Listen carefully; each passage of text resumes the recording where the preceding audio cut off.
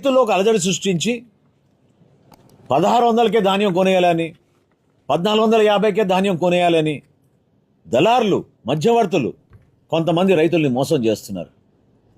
దయచేసి రైతు సోదరులను విన్నవించుకుంటున్నాను. ప్రభుత్వం మీకు ఖచ్చితంగా కేంద్ర ప్రభుత్వం నిర్ణయించిన కనీస మద్దతు ధర మేరకు 1792 రూపాయలు ఖచ్చితంగా మేము మీకు 75 కిలోల బస్తాకి మేము ఇస్తాం. దాని ప్రకారంగా ధాన్యం కొనుగోలు చేస్తాం. ఎక్కడ కూడా పొరపాటు ఉండదు.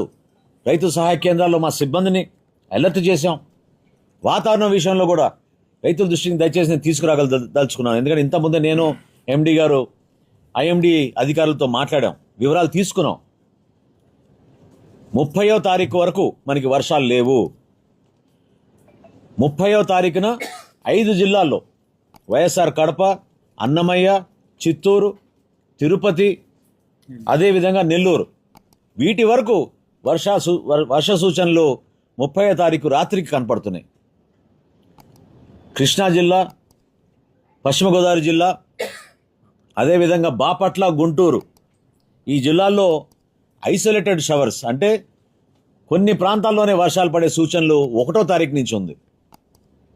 కాబట్టి దయచేసి మీరు ఎవ్వరు కూడా హడావడిగా ఈ సమాచారం కావాలని కొంతమంది దుష్ప్రచారం చేస్తూ ఒక అలజడి సృష్టించి తక్కువ ధరకే మీ ధర కొనాలని చేస్తున్న ప్రయత్నాన్ని మీరు ధైర్యంగా దాన్ని తిప్పికొట్టండి. మీకు అండగా మేము నిలబడతామని మీకు మాటిస్తున్నాను.